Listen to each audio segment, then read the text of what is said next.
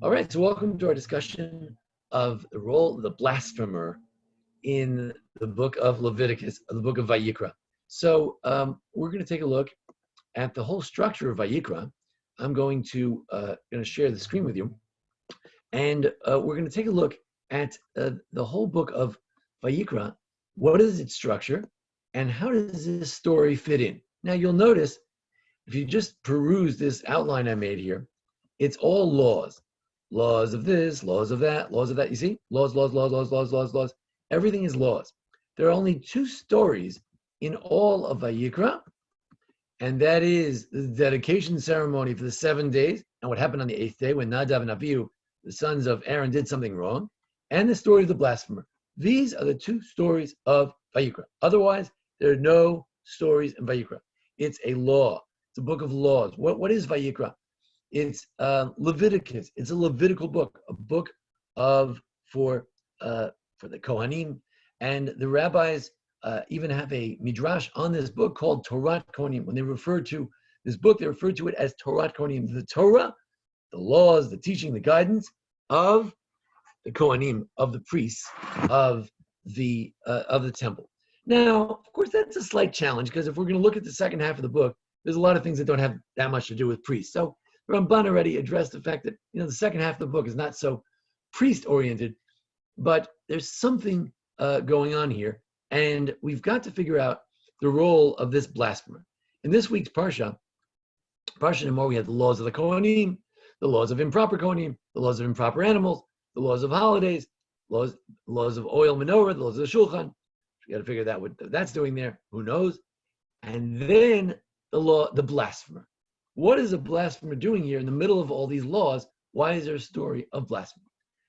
In terms of chronological order, while Moses was learning these particular laws, someone blasphemed. I don't know. Rashi says that it was really the same time as the Koshesh Eitzim, a story from the book of Numbers. The fellow who violated Shabbos was also put into quarantine to see what's going on with him and what we should do with him.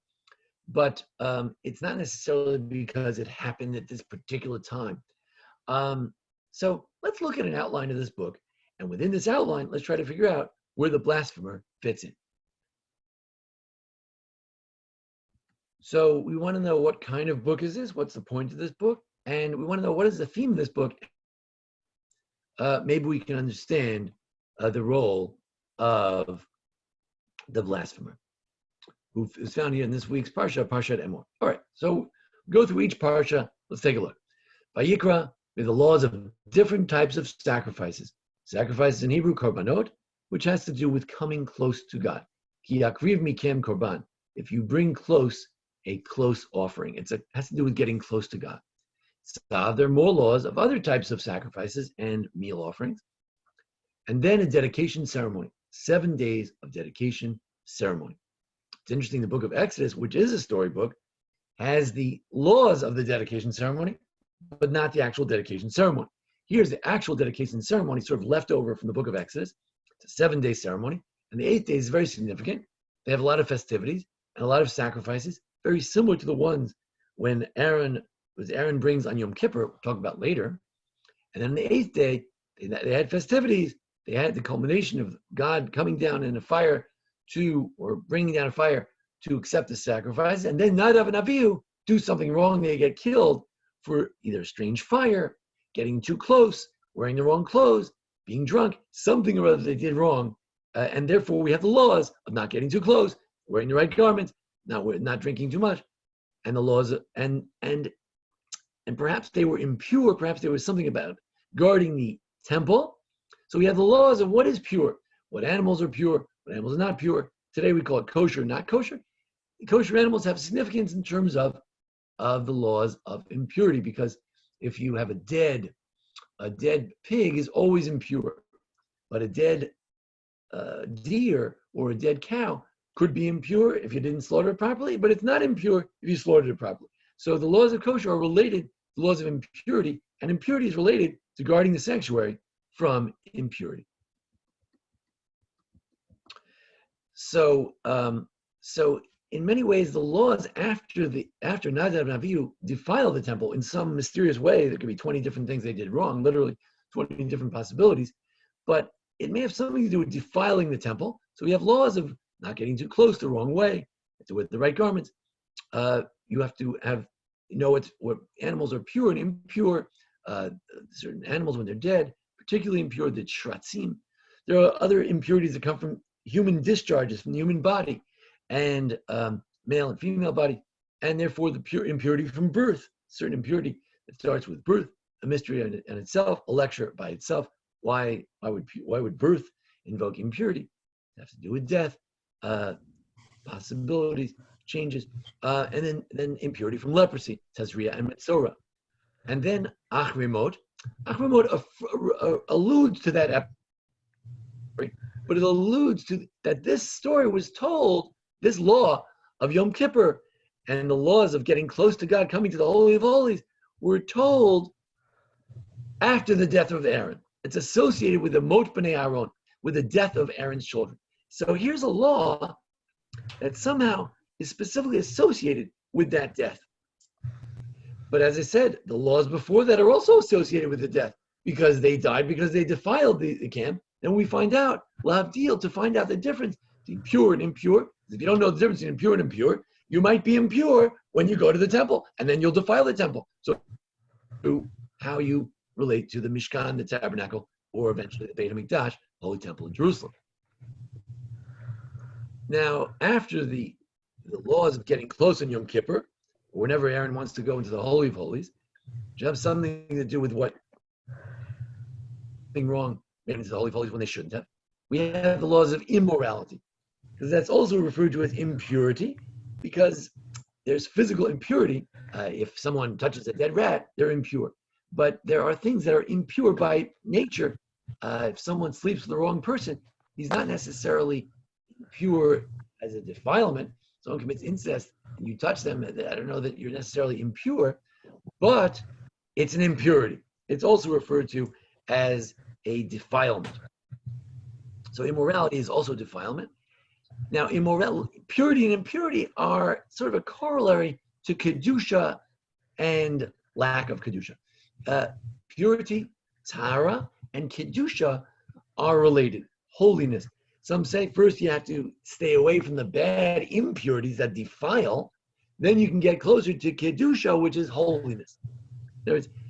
First you have to make sure you're not impure. You didn't touch a dead rat. Then you can try to aspire to be a holy person, loving your neighbor as yourself, giving charity. That's the laws of Kedoshim. We had a whole session just on Kedoshim. Welcome to all of our those who came in now. I see Elaine, I see Sherry, and I see Judah as well. Welcome to one and all. So we're trying to figure out, how does the story of the blasphemer fit into the book of Leviticus, which is all about laws and laws of the sanctuary. Then we have in Emor, this week's parsha, which we're trying to understand, has more laws. Laws of Kohanim. Who can they marry? Who can they not marry? When can they defile themselves to a cemetery, to a funeral? The high priest can never go to a funeral.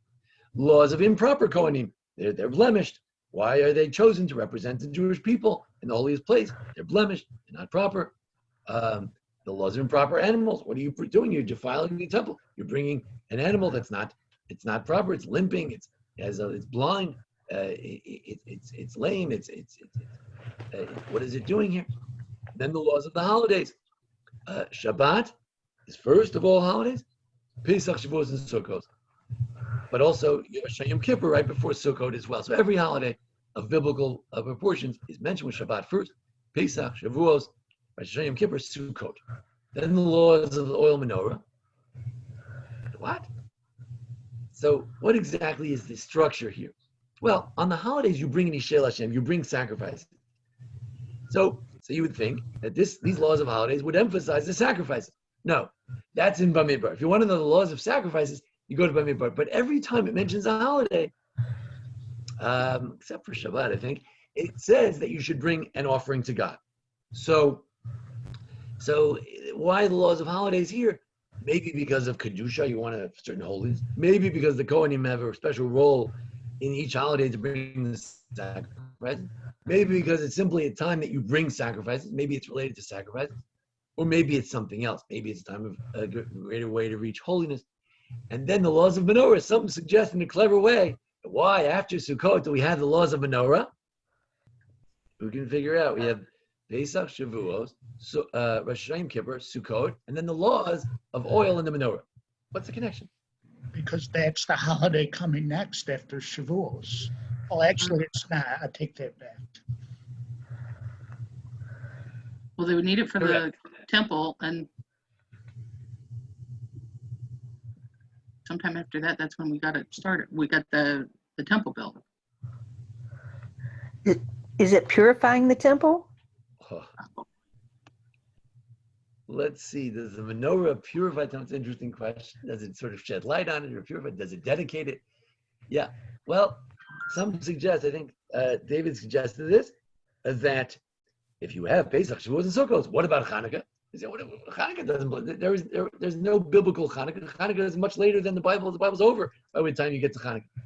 Yeah, but there's an allusion to the holiday of Hanukkah because it talks about the menorah after Sukkot. So that's a suggestion, but it's very mysterious. Some want to say that this, in Gush, there's a theory, my yeshiva in Israel, there's a theory that this relates to the order of things in Exodus, that we want to have parallel books. The books are sort of interlocked. So we have laws of damages. That's like you have Mishpatim.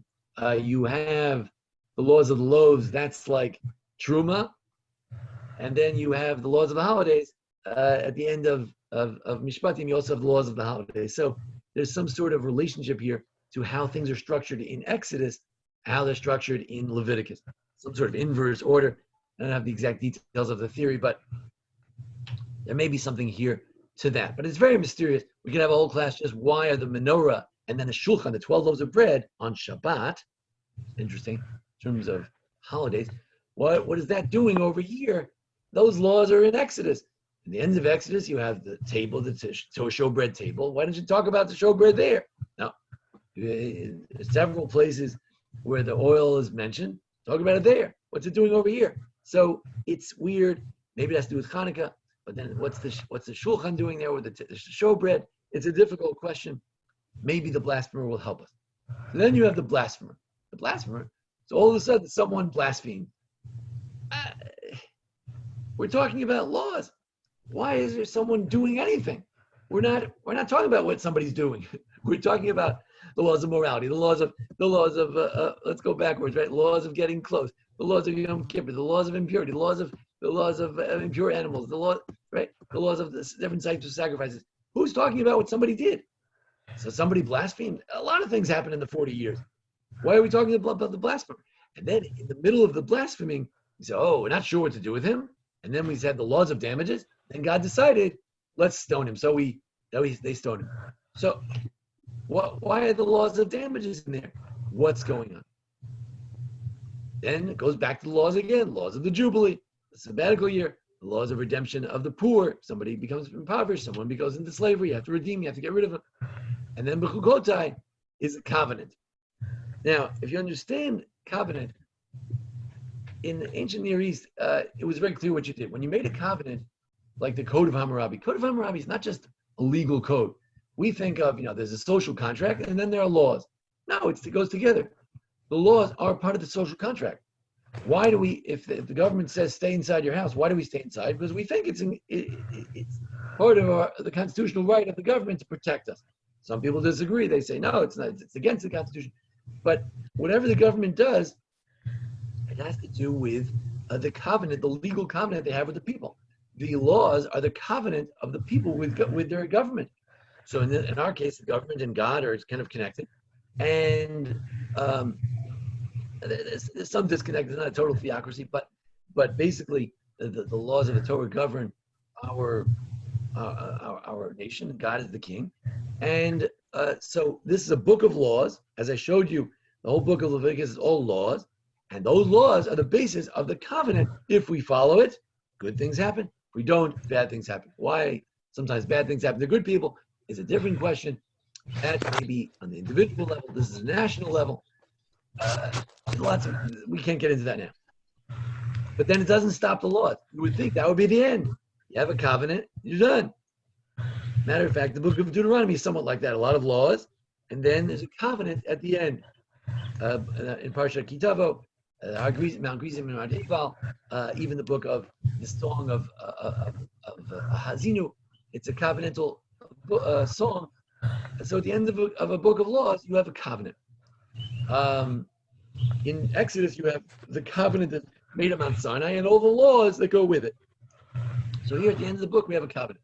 But surprisingly, the book doesn't end on that. We go back to more laws. The laws of giving value to God. If I say, I hereby give myself to God, well, I'm not going to give myself to God. I'm going to give my value, whatever I'm worth, to God.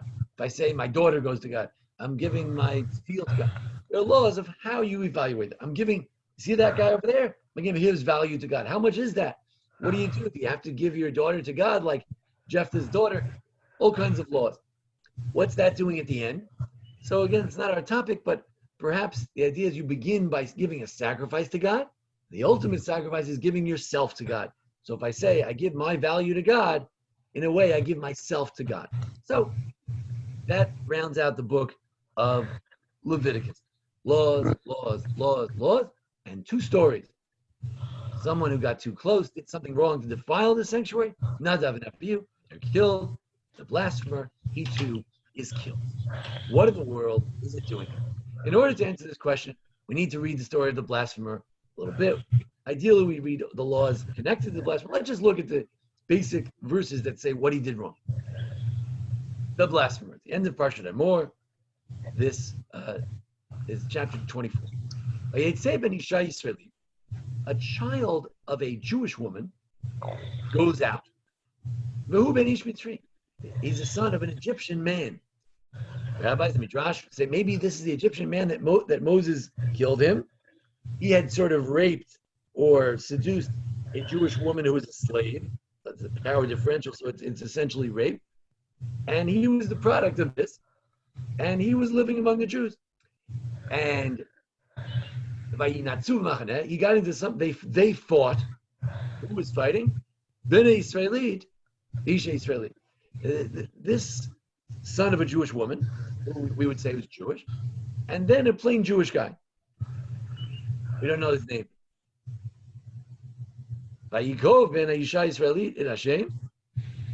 This guy whose mother's Jewish, he cursed God, Vayikra, and he cursed this man, or he blasphemed against God. It doesn't really matter whether you curse someone else in the name of God or you curse God.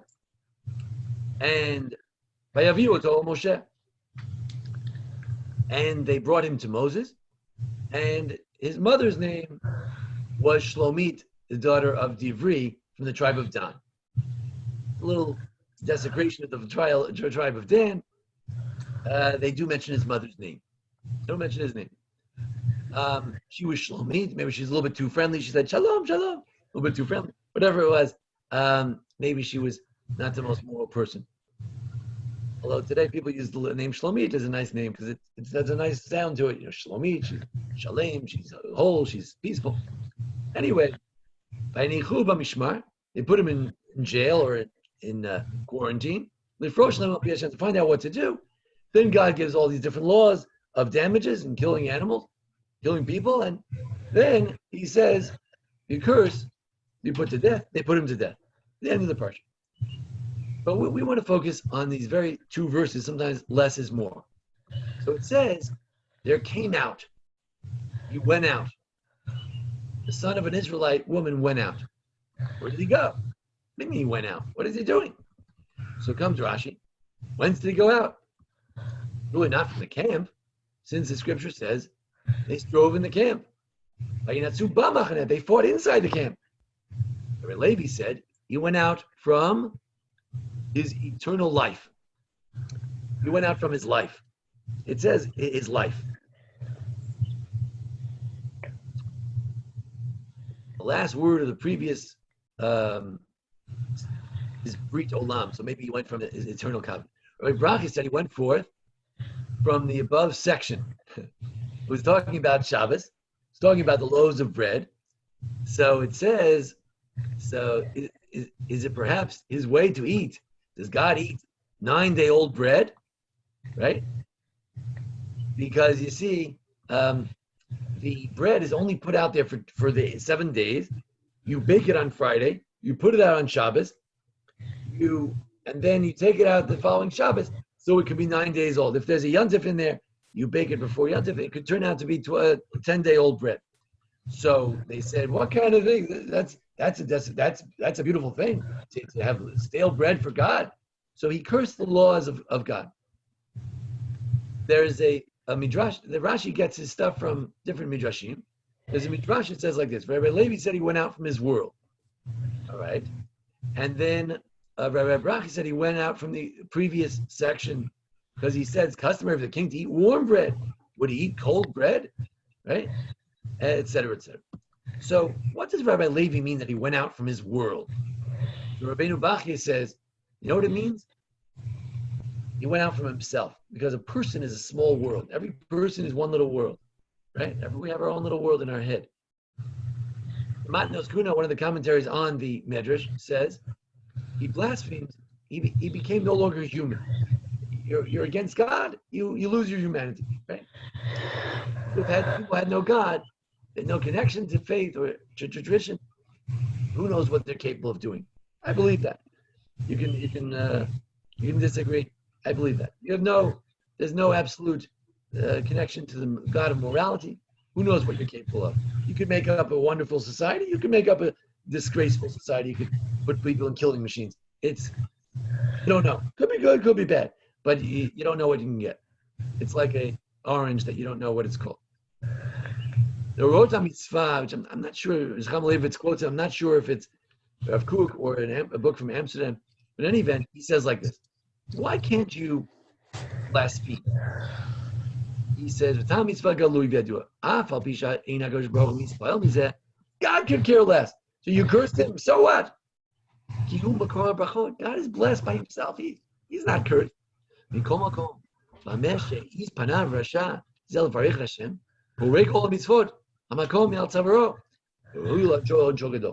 The thing is, not because of God. God could care less. He's happy by himself.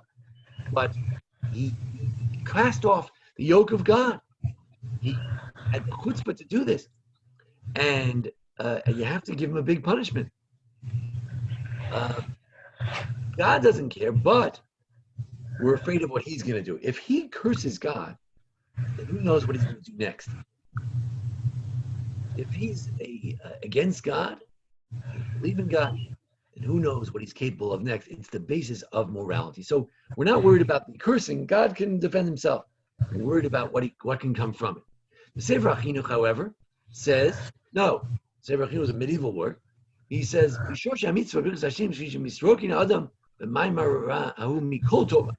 you become emptied from any goodness. The whole goodness of your soul becomes a destroyer. You become like an animal. God gave you this ability to connect with him, and you became a person. But then and he gave you the faculty of speech, and you used it for bad, and you take yourself out from all intelligence, you become like a disgusting creature. And I have to be careful with this. I mean, every person who's secular is like a creature. No, I don't think that's how it means. Certainly today's society, we have to give people a break. They're brought up in a very secular world. They get secular ideas. But in a world like that, in living with Moses, and all of a sudden someone blasphemes, certainly he's worthy of all these appellations. Beer, Moses Mendelssohn, quoted by Nachum Leibowitz, if she thought it was kosher enough, we'll quote it. He says something kind of radical, that it mentions if you curse your parents, you die. If you kill a person, you die. And if you kill an animal, you don't die, but you have to pay for it. And if you curse God, you die. So he's showing you that the human being is also very much valued. A person has the image of God, and you can't hurt or curse a person either. So if you ask, so where does this fit in the Book of Leviticus? Somebody say, let's think about this. Got the idea we want to get close to God. The book is about getting close to God's sacrifices. Some things you can do like Yom Kippur to get closer to God, to get rid of your sins, get forgiveness, fast, get closer to God. Some things bring you away from God, impurity. Sometimes you get too close, like not having a view. Some things that could bring you not only to purity, but also holiness, like the book of Kedoshim, love your neighbor as yourself, doing charity, being good to our parents. And then there's something that can take you away from your humanity. You think you can get close to God, the Holy of Holies, is also something that's the opposite, where it brings you away from any sense of humanity altogether. The opposite of Kedusha is not neutrality. The opposite of holiness and purity could be, God forbid, losing your way, emptying yourself of your very humanity, of your Tzelem Elokim, of your image of God. So that's where it fits in, according to these interpretations. Now listen to Shadal, a 19th century Italian commentator, who because of his modernity and our close proximity to him, sometimes he says the things that really resonate with us. Listen to this.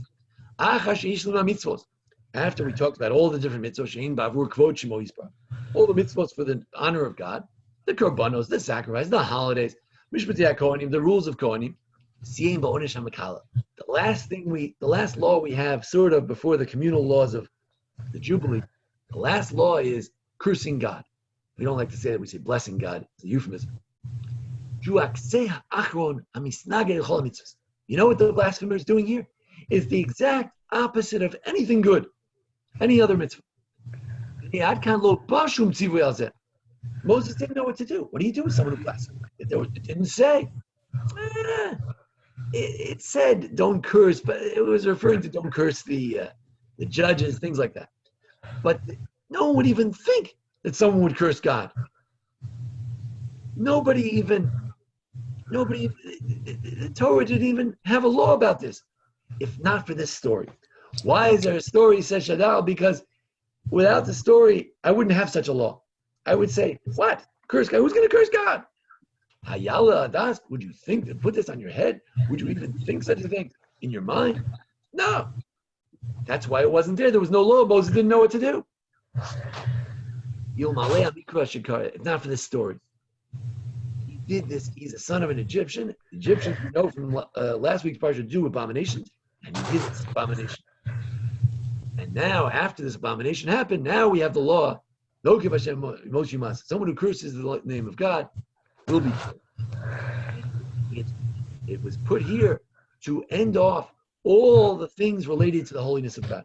We talked about getting close to God, talked about things that defile from God, and we talked about the ultimate lowest low thing that defiles you from God. And then we talked about the laws of the Jubilee year, which bring you closer. It's another type of Shabbos, another type of holiday, every 7 years, every 50 years, to bring you closer to God, to redeem the poor, to pay for the poor, to get them out of their poverty and slavery, to even let the slaves go free. This is the ultimate in next week's parsha. So that's a beautiful expression of why it's there. So we have a very simple answer. Why is the Mekalel? What's the Mekalel doing here? Basically, we're done with all the laws. Laws of this, laws of that. And then we say, and what is the ultimate bad law? Well, we don't want to say, but unfortunately, someone brought out this point.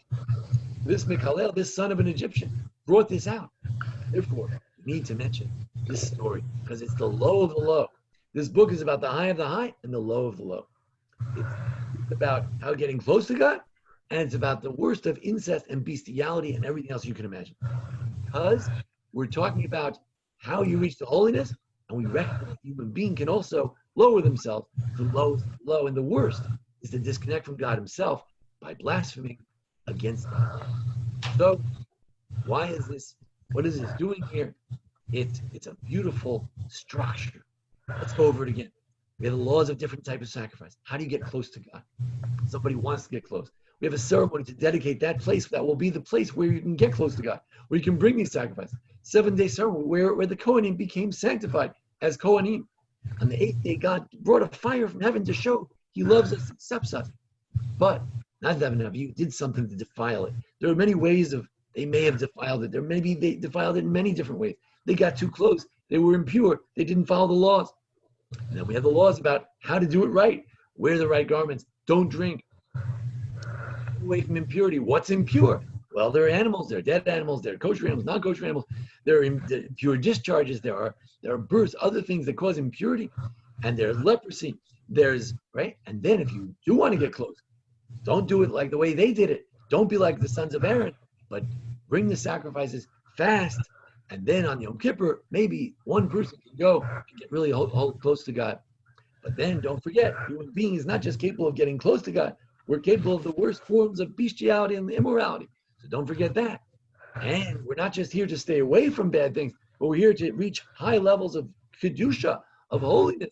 So don't forget that. But don't forget that you can also be lowered to the lowest levels of immorality. Go back and forth, holiness, immorality. And then what about the Kohanim?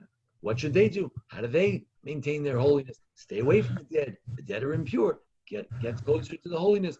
What's a proper Kohen? What's an improper Kohen? What's a proper animal? Improper animal? What are the holidays where we can mikra kodesh? We can sanctify ourselves, sanctify the day, sanctify time. And then for some reason it talks about the oil menorah and the shulchan. Question, interesting, what that's doing there. It's a different class. Then the low of the low, the blasphemer, who has lost all kinds, any sort of morality, of purity, of holiness, anything, the low of the low, and therefore, finally, it's mentioned at the very end because it just happened to have happened during the 40 years in the desert. And then it shows that the laws of not defiling God, not defiling humans, they're connected. We have to be respectful of not only God, but of people as well. Perhaps for God, that's more important. It's an arguable point. And then the laws of the ideal world of the Jubilee, we set up a whole society where we take a year off, we take 2 years off, we think about God, and then, but main thing is, let the slaves free, redeem the poor, bring people out of abject poverty and degradation. And finally, we have a covenant about all these laws. And don't forget the most important thing, not to give a sacrifice, but to give yourself, give your value to God as well. So those are some thoughts on the blasphemer. Any thoughts about this, about the book of Vayikra? What does the book of Vayikra mean? What is this story doing here? I'll just share with you one other thought. I didn't mention one other idea. Some say that because he was from the tribe of Dan and his father wasn't Jewish, he didn't get to be part of the Dan, so he denied the laws. He said, no, even though my father's not Jewish, I should also be part of Dan. My mother's from Dan. And they said, no, I'm sorry, it doesn't work that way. And he blasphemed against the laws, that he didn't accept the laws of the Torah. And this is also an important point, that we have to, it's a book of laws, we have to accept the laws. And blasphemy against the Torah is also a blasphemy against God as well. At the same time, we can have questions, we can have very bitter questions, we can ask rabbis, we can investigate, but that's why we learn, that's why we investigate, because we want to know more, we want to answer our questions. But yes, he had a very difficult situation that affected him personally, and but ultimately, instead of asking questions and learning, he simply blasphemed. All right, that's the end of my presentation. Any questions, comments, good greetings, whatever you'd like. I welcome any questions, comments, or anything else. Welcome to Debbie Weinstein as well. Okay, thank you, Rabbi. I have to get going right now. Okay. I have to call somebody right now, but I want to thank you for the class. Good to see everybody. Thank you. Take care, dude. Thank you, Rabbi. All right, Michelle, take care. Thank you. Michelle, see you. Hey, Debbie. Thank you, Rabbi. Thank you, Rabbi. Sure. Hey, Elaine, nice to see you. Take care. Okay, thank you. Sherry, you can't talk. But anyway, great to see everybody. Be well. I see you. Thanks from Sherry. Be well. Thank you very much. Okay, take care. Have a good Shabbos, everybody. Take care.